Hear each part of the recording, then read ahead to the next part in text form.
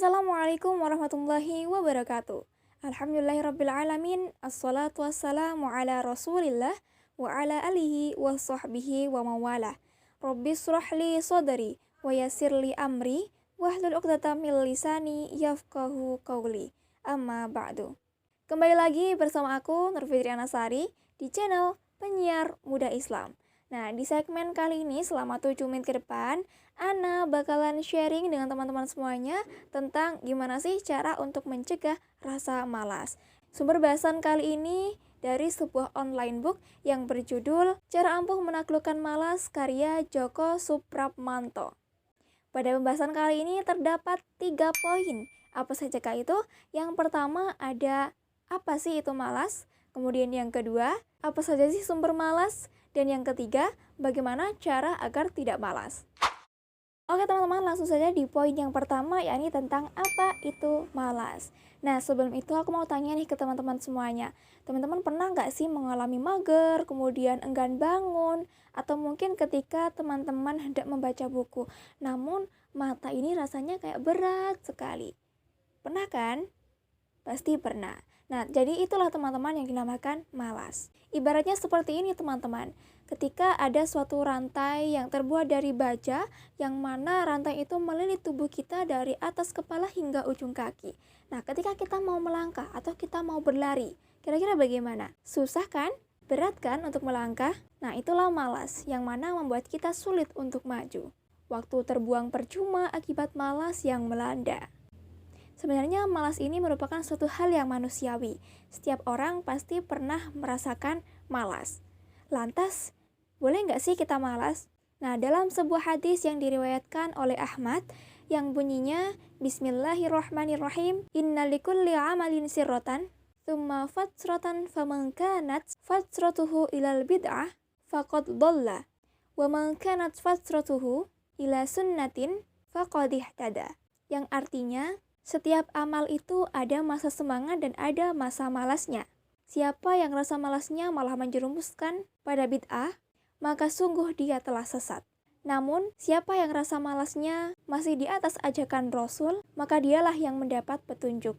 Hadis riwayat Ahmad. Nah, jadi teman-teman, setiap semangat itu pasti ada masanya kita merasa malas. Akan tetapi, sebagai seseorang yang beriman, kita wajib mengikuti Al-Quran dan juga As-Sunnah. Rasulullah SAW mengajarkan kita untuk tidak malas. Meskipun rasa malas itu datang, kita tidak boleh membiarkannya berlarut-larut.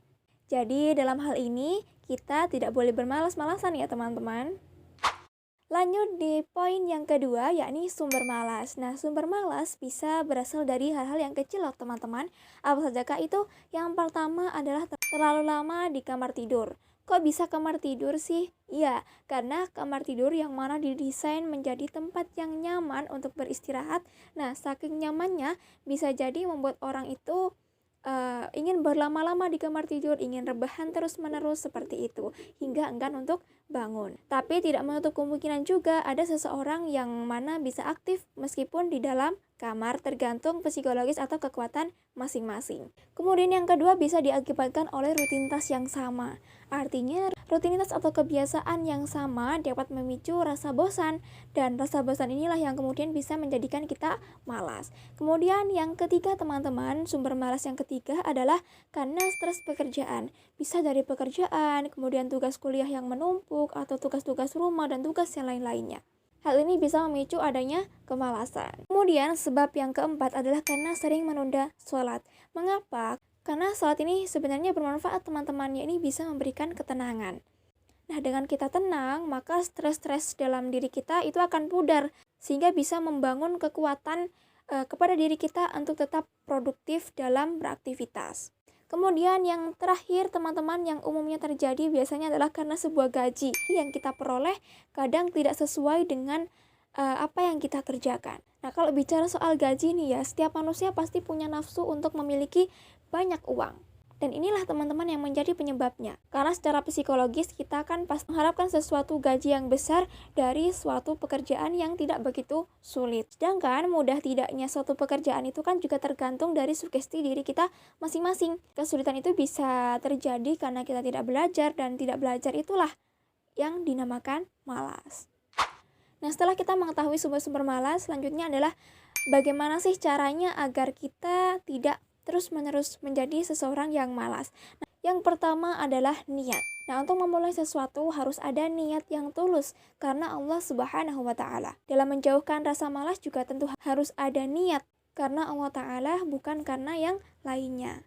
Yang kedua teman-teman, kita bisa mengingat bahwasannya rasa malas itu ada dampaknya. Banyak sekali dampak kalau kita malas, misalnya kita akan stres, kemudian kita insomnia, tubuh menjadi lambat, kemudian tugas-tugas menjadi menumpuk, dan masih banyak lagi. Kemudian cara yang ketiga teman-teman, kita bisa menumbuhkan perasaan bahwasannya Allah itu menyeru kita untuk menjadi seseorang yang lebih baik.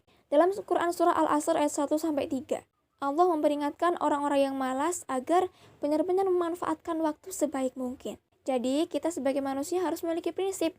Hari ini harus lebih baik dari hari kemarin, dan hari esok harus lebih baik dari hari ini. Kemudian cara yang keempat teman-teman, kita tumbuhkan perasaan bahwasannya Allah itu akan membantu kita. Allah akan mengabulkan permintaan kita, Allah akan mengabulkan doa-doa kita kalau kita mau untuk berusaha.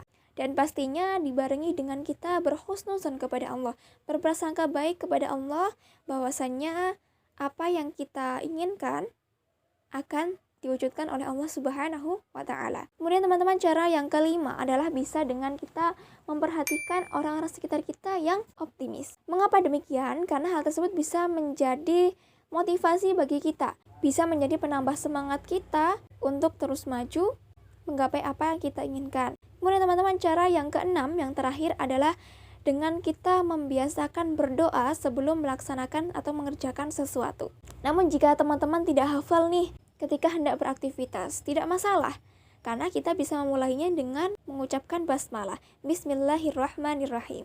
Namun ketika teman-teman lupa tidak membaca doa, teman-teman bisa membaca doa ini. Bismillahirrahmanirrahim, Bismillahi awwalahu wa akhirah. Nah, sebelum pembahasan kali ini selesai, Ana ada doa nih buat teman-teman yang mungkin bisa teman-teman terapkan dalam kehidupan sehari-hari untuk menjauhkan sifat malas. Bagaimana doa itu? Bismillahirrahmanirrahim. Allahumma inni a'udzubika minal ajzi wal kasal wal jubni wal harami wal buhli.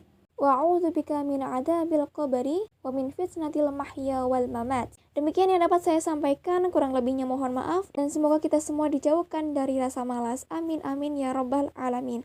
Sekian, wassalamualaikum warahmatullahi wabarakatuh.